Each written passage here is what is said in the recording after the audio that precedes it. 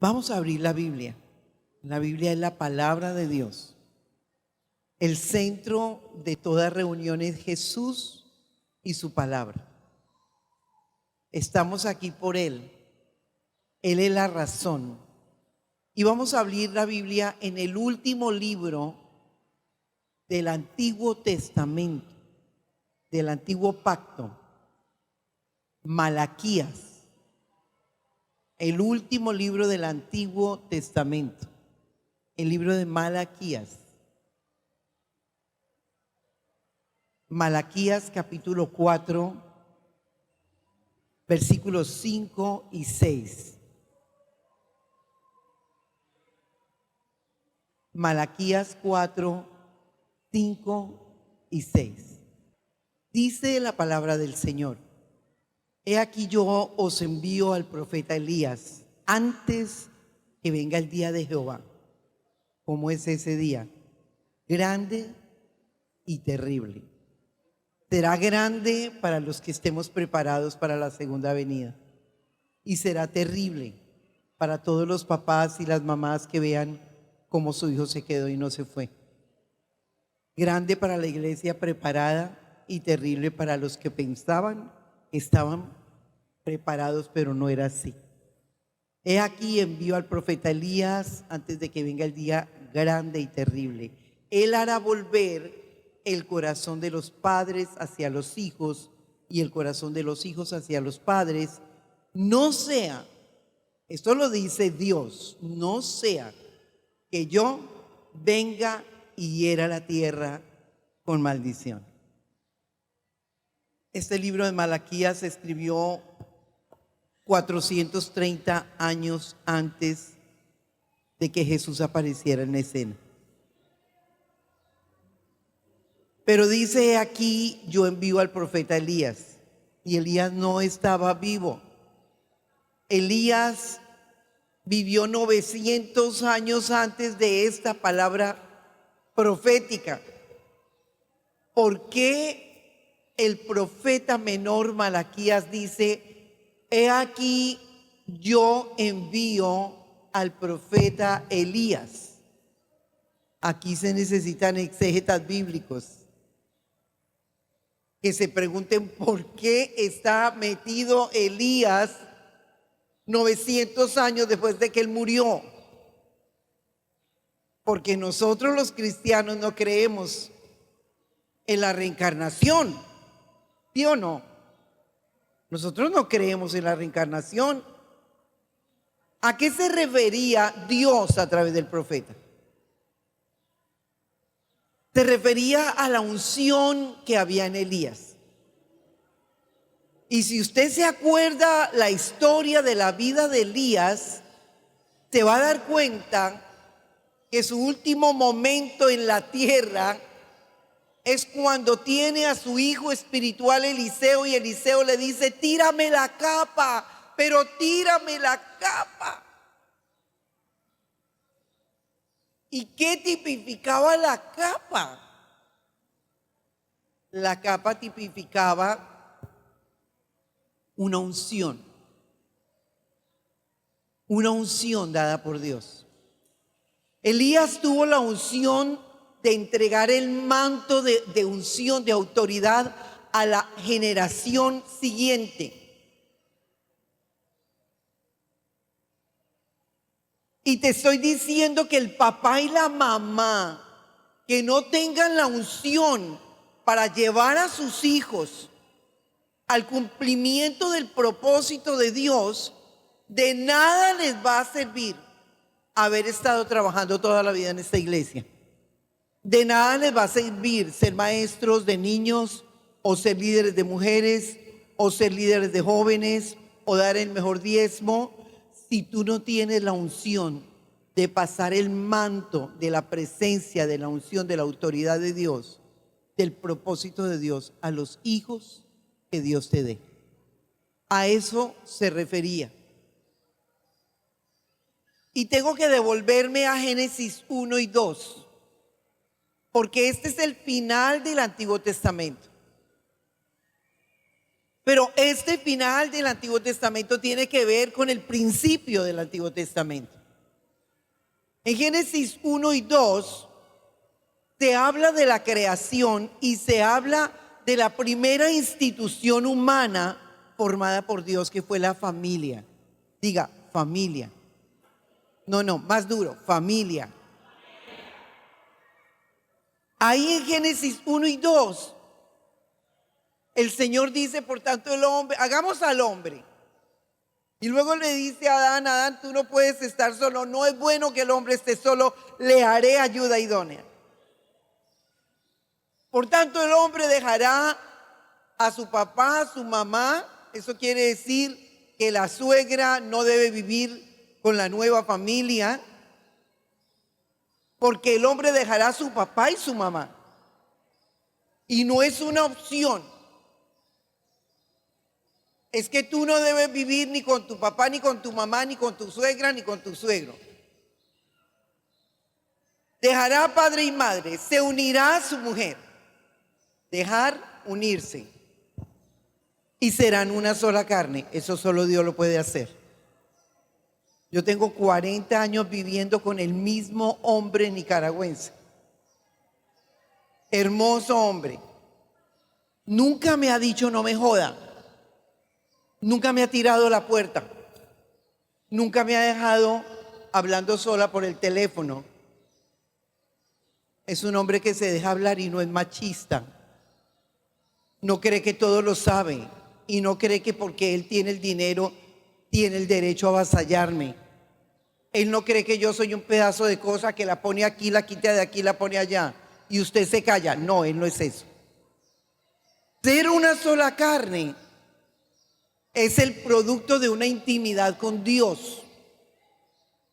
Es el producto de una relación muy cercana, porque con el que tú más andas, a ese te pareces.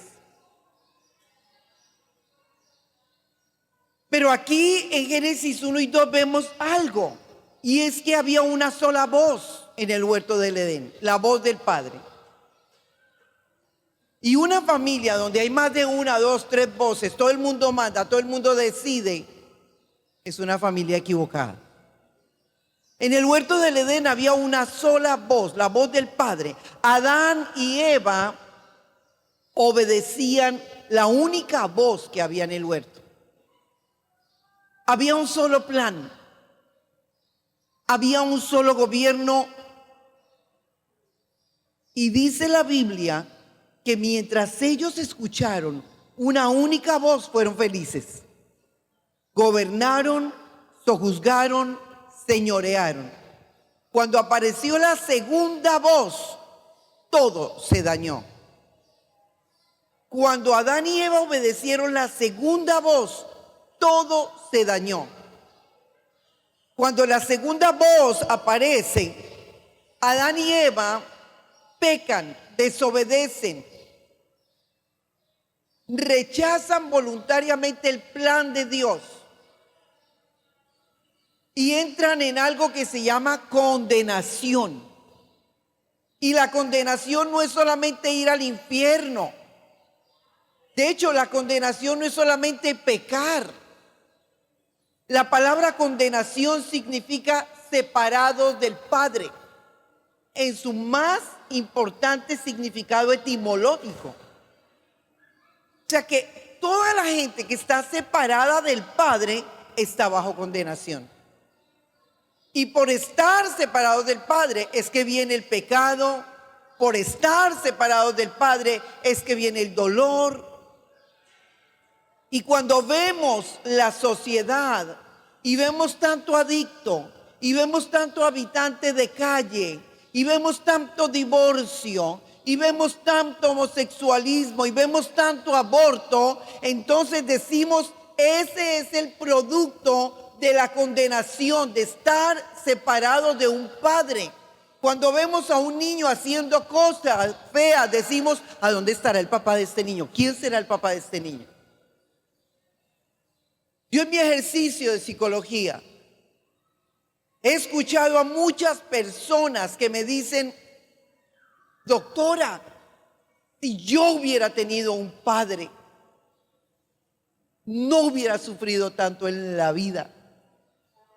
Porque la palabra padre significa destino. La palabra madre significa sostén. Pero nos cambiaron los muñecos.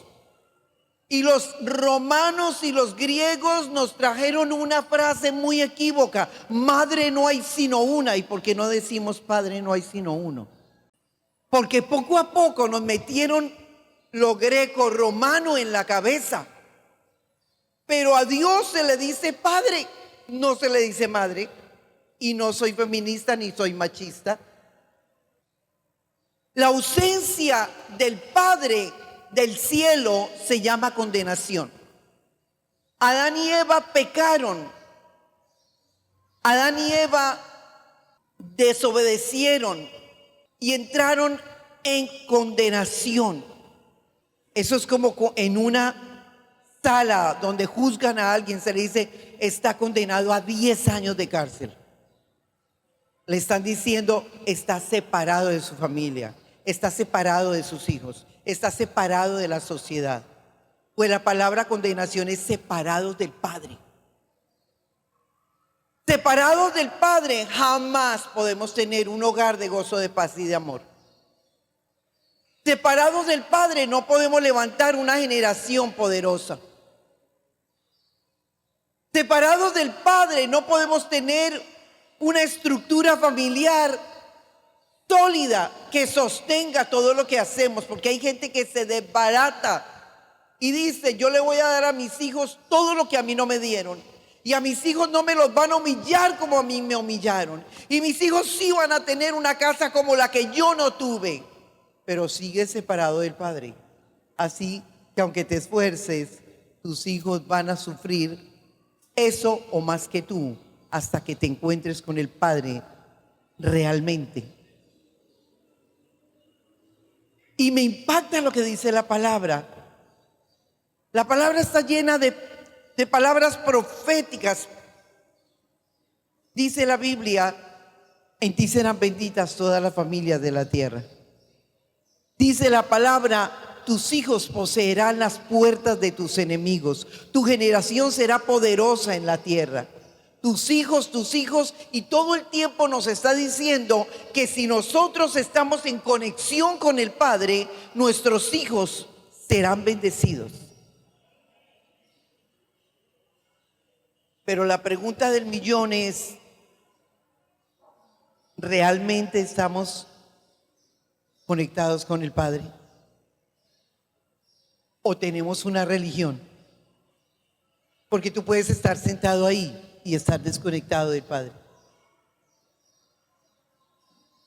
Porque el que está conectado con el Padre tiene frutos.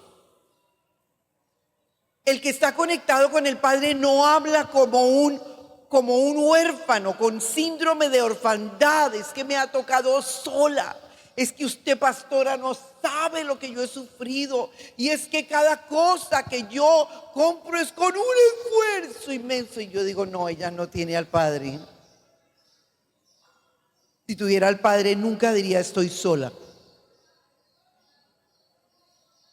Si tuviera al Padre, diría: el Señor me ha dado todo esto que tengo. Si tuviera al Padre y viera a su hijo atado a la marihuana, diría: lo que yo estoy viendo no es lo que mi padre me ha dicho, sí es, y yo voy caminando hacia lo que mi papá me dijo.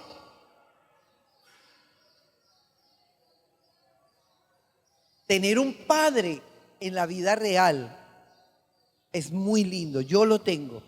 Mi padre tiene 86 años, tremendo patriarca. Nos dio la oportunidad de tener un hogar hermoso.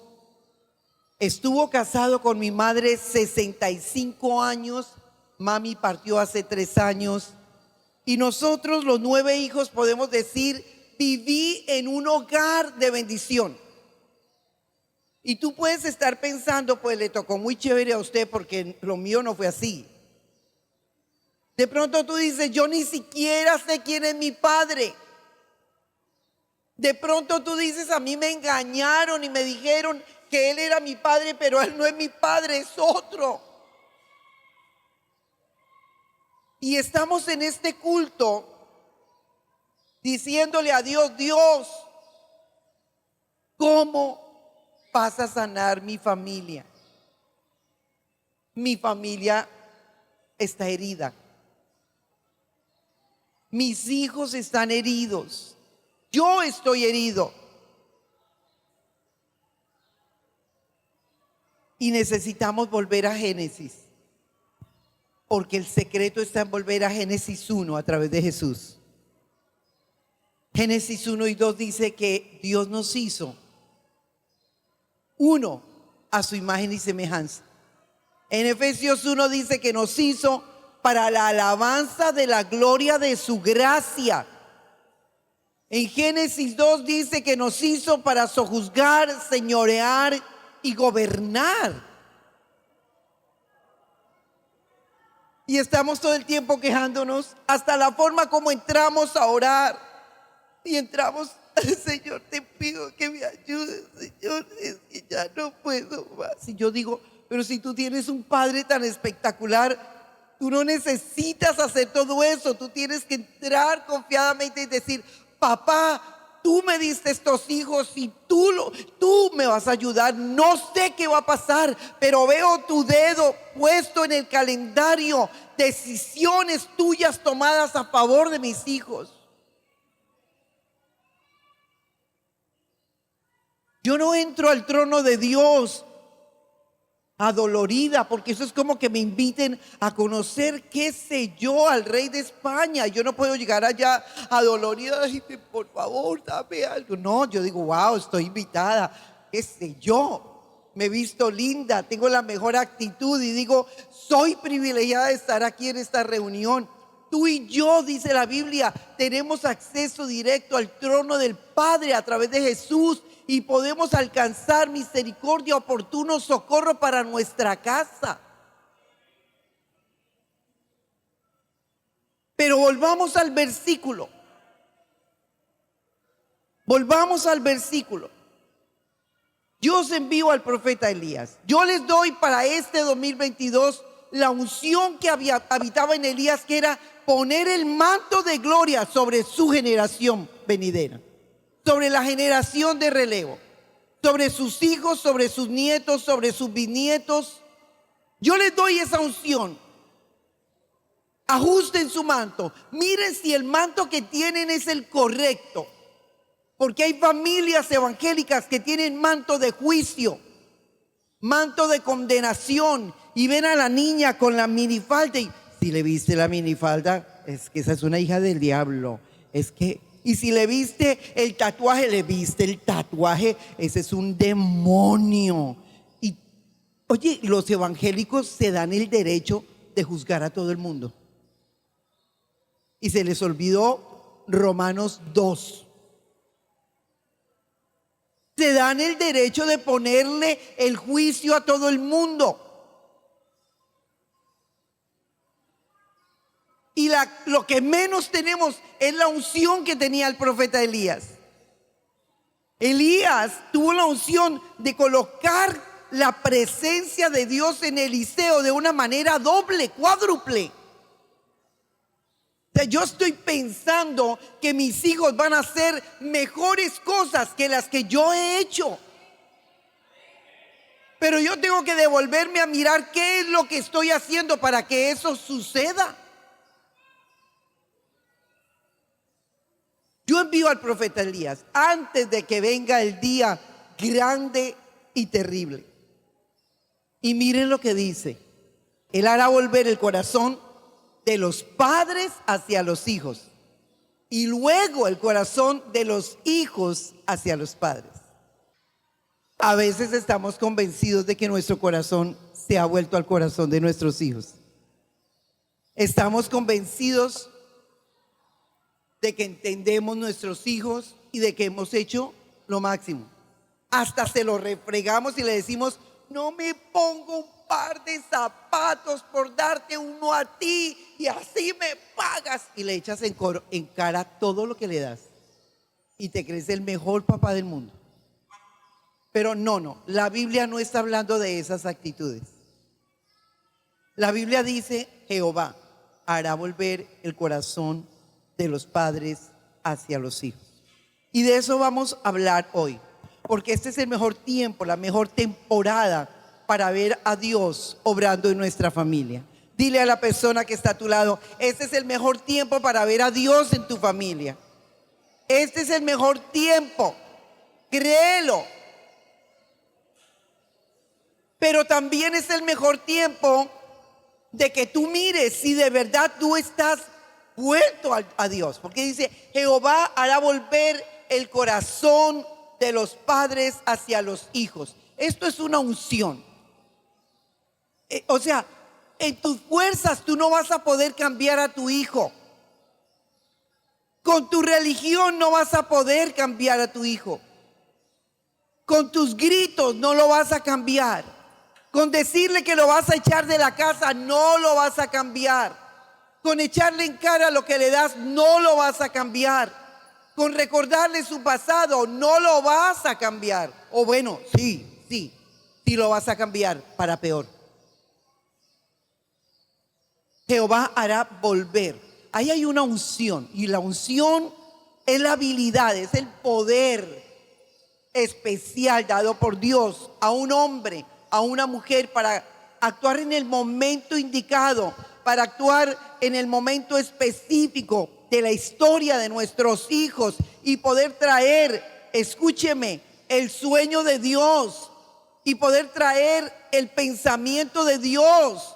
Escúcheme, Dios siempre va a querer decirte qué pensó de tu hijo antes de ponerlo en tu vientre, porque tengo una noticia para ti. Aunque no hayas planeado a tu hijo, Dios lo planeó. Dios no hace ni un solo ser humano sin propósito. Y antes de que tú supieras que ibas a tener una niña, ya Dios lo sabía. Ya Dios sabía el color de sus ojos. Ya Dios sabía sus grandes habilidades. Y ya Dios había escrito en el libro, como dice el Salmo 139, todas las cosas que iban a pasar con tu hija, sin faltar una de ellas. Pero el peor, la desgracia más grande de una mamá y de un papá es no saber lo que Dios pensó de su hijo. Y por eso es que hemos vivido tantos años como padres sin propósito. Es como esa persona que se va al paradero de las busetas o de los buses, o se va a un aeropuerto y le preguntan, ¿usted para dónde va? Y él dice, cualquier avión me sirve, cualquier bus me sirve. Cuando tú no sabes qué pensó de tu hijo, tú no sabes que Dios dijo que tu hijo era un tremendo deportista. Y tú como evangélico, pandereta, evangélico radical, dices, mi hijo no va a ser deportista, yo quiero que sea pastor. Bueno, pero ¿y si Dios quiere que sea deportista y tú qué vas a hacer? ¿Aló? Danilo y yo somos pastores y no tenemos ni un pastor. Y no estoy frustrada. Tengo una mujer tremenda que estudió comunicación social con énfasis en editorial y es la editora de mi material. Natalia, la hija de la fe. Andrea es la hija de la gracia. Es la chica de las conexiones poderosas. Juan Danilo es el profeta de paz. Cuando estoy así medio ansiosa me pone la mano y me dice, ten paz, ma. Dios va a hacer algo, tranquila. Dios tiene control. Dios sabe el final desde el principio, tranquila. Y el chiquito, que ya tiene 24 años, es el financiero de la familia. Es el que dice, ¿cuánto necesitas? Ahí te lo mando. Porque a estas alturas de mi vida no está como lógico que yo esté manteniendo a un manganzón de 24 años. ¿Aló? ¿Están muy callados? ¿Son siempre tan callados? Estoy asustada. No dicen amén ni ayayay, dicen.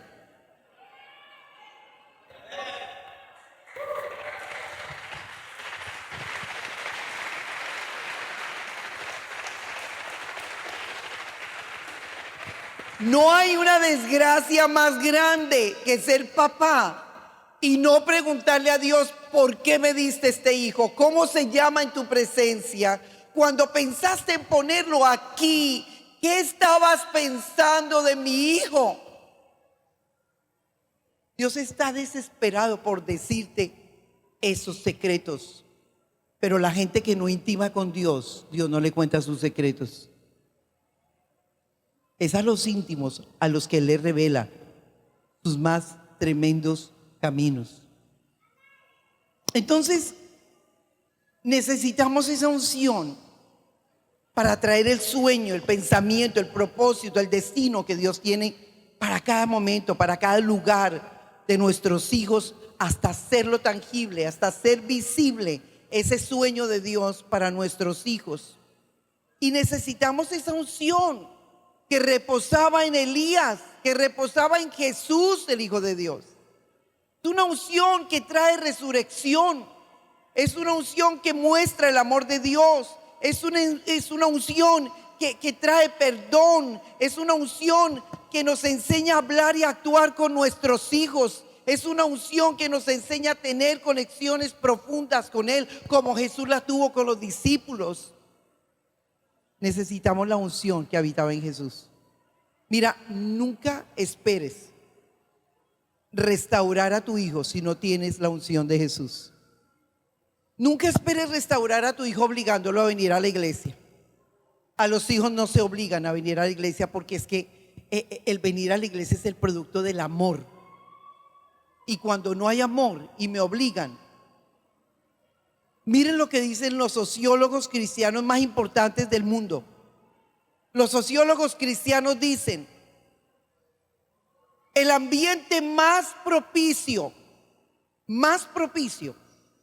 para construir un ateo es la casa de un evangélico criticón, mentiroso. Un evangélico que no vive la palabra construye un ateo, y cuando el niño tiene 12, 13, 14 años dice: no quiero tu Dios, no quiero tu religión, no quiero tu iglesia, porque lo que tú me estás obligando a hacer a mí, tú no lo haces.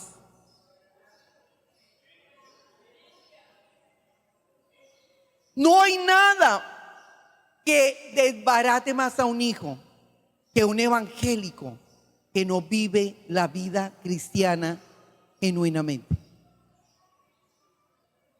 Si la Biblia dice no mentirás, se trata de que tú no mientas ni delante ni detrás de él. Si la Biblia dice no exasperéis a ir a vuestros hijos, se trata de que no haya el grito. Se trata de que no eduques a tus hijos desde la amenaza.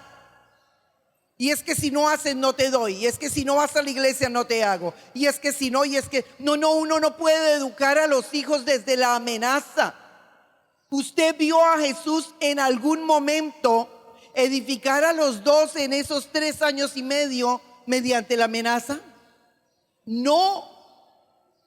No podemos educar a nuestros hijos mediante el rencor y la falta de perdón, porque tu hijo tarde que temprano se va a dar cuenta que tú no puedes con tu mamá o con tu papá, y tu hijo algún día te va a decir: ¿por qué nunca me dejaste ver a mi abuelo? Y luego entonces lo traes a la iglesia. ¡Qué incoherencia!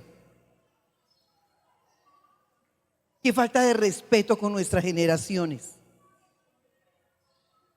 Y de eso le vamos a tener que dar cuenta a Dios. De eso, de que echamos a perder nuestras generaciones en nuestra propia mano. Y que no se trata del pastor ni del líder de jóvenes. Es que mi hijo no volvió a la iglesia por el líder, por el pastor. Mentira, mentira, bájate de esa nube. Tu hijo no volvió a la iglesia porque no ve un modelo a seguir en casa. Y yo sé que esta predicación no es chévere. Si quieren les hablo del amor de Dios y les predico un evangelio de la alta prosperidad, de que Dios te va a dar, de que Dios te va a entregar, de que Dios... Pero miren, queremos que nuestra nación cambie. Lo hablo por ustedes y lo hablo por mí. Soy colombiana. Hoy, en especial hoy, está tomando el mando de mi nación un hombre llamado Gustavo Petro. Hoy es la posesión de ese hombre. Pero yo estoy muy clara, pero miren, muy clara, de que así se pare Jesús en la silla de gobierno a gobernar un país, Él no va a hacer lo que yo tenga que hacer como mamá. Él no va a hacer lo que yo tenga que hacer como papá. Es que te estoy diciendo que para que cambie una nación, tiene que cambiar primero mi vida y luego mi familia. Y será que después viene la iglesia y luego viene el barrio y luego viene la ciudad.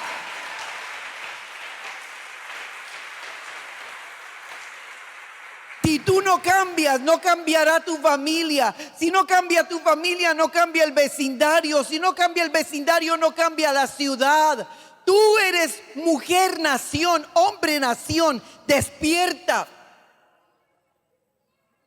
Jehová hará volver el corazón de los padres hacia los hijos. Y yo empecé a preguntarme en este versículo, teológicamente hablando, porque me gusta la teología. No me gusta acomodar un versículo a lo que yo quiero predicar. Te estoy dando un contexto. La primer familia creada fue en Génesis 1 y 2. Y termina el Antiguo Testamento diciendo: las familias están vueltas una porquería. Papás contra hijos, hijos contra mamás. Pero una de las señales antes del fin es que yo haré que los papás se vuelvan a sus hijos. Yo haré que los papás tengan el corazón mío para sus hijos. Yo haré que los papás sientan el dolor que yo siento por un hijo. Y vendrá el fin. Esta es una profecía mesiánica. Esta es una profecía antes de la venida de Jesús. Pero mira lo que está pasando. El ataque más impresionante a la familia. Hoy cualquier cosa es familia. 2 hombres con un perro es familia. 2 mujeres con 3 gatos es familia. Familia es cualquier cosa. La agenda global está tratando de desaparecer la palabra familia. ¿Usted no lo entiende? Y nosotros los evangélicos encerrados en los cultos, cantando 2 horas y mirando cómo adoctrinan nuestros niños a toda esta porquería. Gritando a nuestros niños y mostrándoles a un Dios que no está en la Biblia. Y Jehová hará volver. Diga conmigo, volver. Otra vez dígalo, volver. Jehová hará volver. Y empecé a mirar en el diccionario hebreo y en el diccionario arameo la palabra volver. Y estaba tan asustada con todo lo que dice acerca de esta palabra en este versículo. En este versículo. Volver significa convertir, arrepentirse. Yo amo entrañablemente la niñez y la adolescencia, porque tuve una niñez y una adolescencia muy dura, y no porque tuviera un papá malo. Mira qué tremendo. Para que tú entiendas que la regla no es que si el niño tiene un papá malo va a ser un niño malo. No, yo tuve un papá bueno con una mamá re buena, pero fui mala. Me echaron 7 veces del colegio. Una niña difícil de manejar. Una niña educada desde la violencia, desde el grito. Una niña educada desde la amenaza. Todo el tiempo me amenazaban. 7 veces me echaron de la escuela.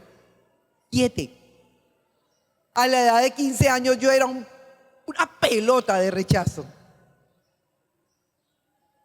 Pero el Señor vino a mi vida en un hospital. Y estando muriéndome, el Señor me habló y me dijo: yo no te veo como otros te ven. El Señor me dijo: Carmen Lilia, Tú no tienes que hacer nada para que yo te ame. Yo decidí amarte. Esa fue la conversación más profunda que yo haya tenido con alguien en toda mi vida. Toda mi vida me dijeron: si tú quieres que te lleve, pórtate bien. Si quieres que te compre, pórtate bien. Si quieres que hagas, pórtate bien. Siempre era desde las promesas o desde las amenazas, pero encontré un médico al que yo le estaba pidiendo una cobija porque tenía mucho frío, y el hombre me miró y me dijo: yo quiero que sepas que Dios te ama y que tú no tienes que hacer nada. Escúchame. Para que Dios te ame, Él decidió amarte sin pedirte nada a cambio. ¿Sabes a qué se llama eso? Eso se llama la palabra gracia. La gracia anula todo tu esfuerzo. Si tú tienes que hacer un gran esfuerzo para ir al cielo, entonces no sabes qué es la palabra gracia. Porque tú vas al cielo por gracia. Por gracia sois salvos por medio de la fe. Y esto no es de vosotros, es un don de Dios. Mira qué tremendo.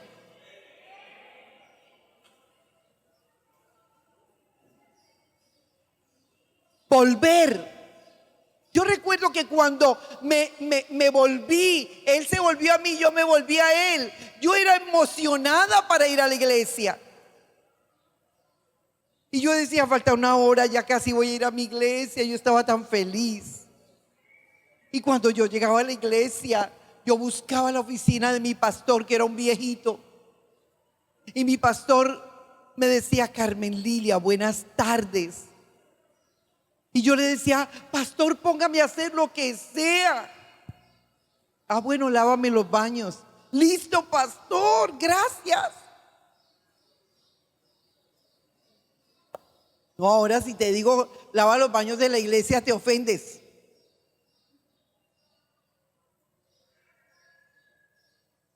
Jehová hará volver. Escúchame, si tienes un tremendo trabajo y tienes hijos, cuando han pasado 5 horas en tu trabajo, tú dices: me quedan 3, ya voy a ver a mi hijo, ya voy a verlo, ya voy a verlo. O dices: que yo llegue a la casa y encuentre el reguero de loza, encuentre el reguero de platos. Que yo llegue a la casa y que no me haya hecho lo que yo hice. Que yo llegue a la casa y lo encuentre por la calle. Porque le doy. Le doy porque le doy. Porque esa es la pasión que tienes por tu hijo. ¿No será que tienes que correr tu adicción al orden, al aseo, que es bueno que la tengas? Yo soy eso. ¿No será que tienes que correr todo eso y mirarlo a los ojos y decirle: hijo, te extrañé todo el día, me hiciste falta, estuve pensando en ti, te amo? Tal vez me estás escuchando y dices: nadie lo hizo conmigo, hasta estúpida me siento haciéndolo. Pero el hecho de que tú hayas vivido una vida sin afecto no te da el derecho a que se la hagas vivir a tu generación. Es que Dios te está dando la oportunidad de levantar una generación poderosa y santa. Y no lo puedes echar a perder porque no estás sanado. Jehová hará volver. Y la palabra volver significa arrepentirse. ¿Será que te tienes que arrepentir de tantos gritos, de tanta amenaza? ¿Será que ha llegado un momento en tu vida cuando la impotencia es más grande? Porque ¿saben qué? Como psicóloga te lo digo, el origen de la violencia, uno de los tantos orígenes con tu hijo, es la impotencia. Cuando tú no sabes qué hacer con tu hijo que te desobedece en serie, tú lo agarras del pelo: te dije que no lo hiciera, lo coges duro, lo gritas. Tal vez hoy te tienes que arrepentir por tanto grito, por tanta amenaza, por todas las veces que lo encerraste, lo amarraste. Le dijiste: inútil, quítate de ahí, no sirves para nada. Muestra, yo hago eso mejor porque voy a gastar menos jabón. Y a cambio tienes un niño violento o un niño inseguro. A cambio tienes un violento en potencia o una persona llena de complejos, inseguridades que no quiere ni hablar, porque es que todo lo que hablaba en casa. Miren, yo soy consejera de niños y te voy a decir cuál es la expresión más usual entre los niños he estado en Chile, en Ecuador, Colombia, Panamá, Costa Rica, Nicaragua, El Salvador, Guatemala, Honduras, México, Estados Unidos, Canadá, Puerto Rico, qué sé yo cuántos países. Pero te voy a decir algo, la que más he escuchado es: todo lo que yo hago para mi mamá es malo, para mi papá es malo. Mejor no hablo. Entonces los niños hicieron pactos internos. Mejor no voy a hablar. ¿Cómo estás? Bien. Ay, de que el niño pueda ser vulnerable y diga: me ofrecieron marihuana y chupé. ¿No lo matas? ¿Lo acabas? Lo vuelves, lo echas. Y hay de que encuentres a tu hijo, entraste al baño, entraste sin decirle y lo encontraste masturbándose. Cochino, asqueroso, sucio. Yo no te enseñé eso, lo cacheteas, súbete ese pantalón. La pregunta del millón es: ¿esa era la forma? No estoy diciendo que tu hijo hizo lo correcto. Estoy diciendo, ¿tú estás preparado con el amor de Dios para corregir a tu hijo? ¿Para enseñarle el otro camino, el correcto?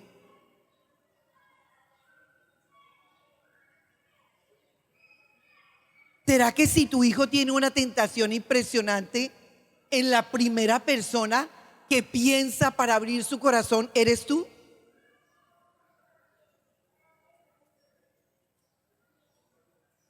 ¿Será que si tu hijo está pasando hoy un problema de identificación sexual, con libertad puede decir: pa, yo necesito hablar contigo, estoy confundido? Porque no hay una desgracia más grande que tú sepas por terceros lo que tu hijo está viviendo. Pero eso te tiene que hablar de que tú no eres el cercano para tu hijo.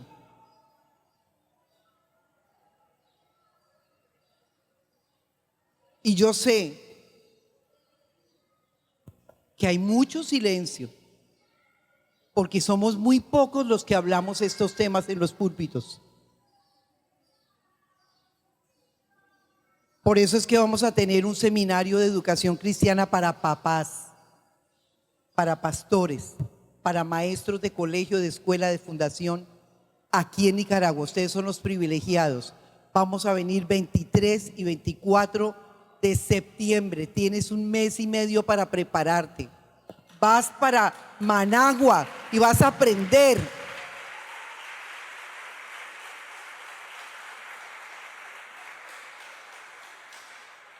Y Jehová hará volver. Y la palabra volver significa convertirse, arrepentirse, cambiar, compensar. Los que están escribiendo: me gusta esta iglesia, muchos escriben, tremendo. Volver significa: coja las que pueda, amiga.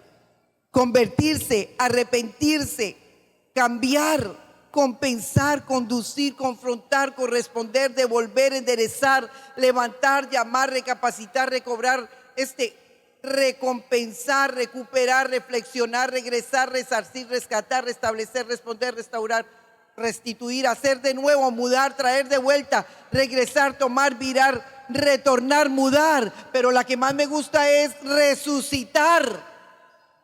Posiblemente necesitas hoy una resurrección hacia tu hijo. Volver a mirarlo como Dios lo ve. Y Jehová hará volver. ¿Y qué es convertirse? Pues es gente convirtiéndose, moviéndose, volviéndose a Dios. Conversión es una experiencia, no es una religión. Conversión es una relación, no es una oración de fe. Conversión es una intimidad continua, constante, que nadie me roba, que nadie me quita, que nadie me distrae. Y Jehová hará volver, Jehová hará convertirse. En mi espíritu resucita. Cuando nos convertimos, resucitamos y encontramos que no éramos nada, pero ahora nos encontramos con nuestro verdadero origen. Cuando nos convertimos, nos vamos a Génesis 2, donde dice: te pongo a señorear, sojuzgar y gobernar. Ahora yo te voy a ayudar y nada te puede quedar grande, porque yo estoy contigo y te devuelvo la identidad que el pecado te quitó. Convertirse es volver a la identidad de Génesis 2, donde el hombre gobernaba. Convertirse es volver a tomar el liderazgo de mi vida con la ayuda de Dios. Es tomar el liderazgo de mi familia y no decir: ay, mi hijo se escapó de mi mano. Ay, es que mi hijo se salió de mis manos hace tiempo. Es que no me oye, es que no me obedece. Y esas mujeres cristianas que cantan, que lideran y dicen: es que en mi casa nadie me escucha. Es que es como hablar en un desierto. Y esas otras que dicen: yo mejor no hablo para no tener problemas. ¿Qué? ¿Que usted es una muda voluntaria? ¿Que usted se puso una mordaza voluntaria? No hablo porque no quiero problemas. ¿Eso está en la Biblia? Señoritas, ¿eso está en la Biblia? Piénselo. Piénselo, porque no soy feminista, pero soy una mujer libre. Y tengo un esposo enamorado, lo tengo bobo, lo tengo loco. Pero él a mí, mira, ¿sabes cómo una mujer te obedece, mi querido hombre? ¿Sabes cuando una mujer hace clic contigo y son equipo? Cuando tú eres el hombre de Efesios 6. Cuando tú la adornas, cuando tú la cuidas, cuando tú la amas, cuando tú la respetas, cuando tú eres el macho de la casa, pero no el macho cabrío. Cuando eres el hombre que la respeta y la honra. Como dice la Biblia: maridos, amad a vuestras mujeres como Cristo amó a la iglesia. Mire qué ejemplo. ¿Estás dispuesto a morir por tu mujer? Porque si tú estás dispuesto a morir por tu mujer va a estar dispuesta a morir por ti. Pero si tú llegas a tu casa como el macho: tráigame las chanclas, vaso de agua, esa comida está horrible. Ay, papito, que te recojan.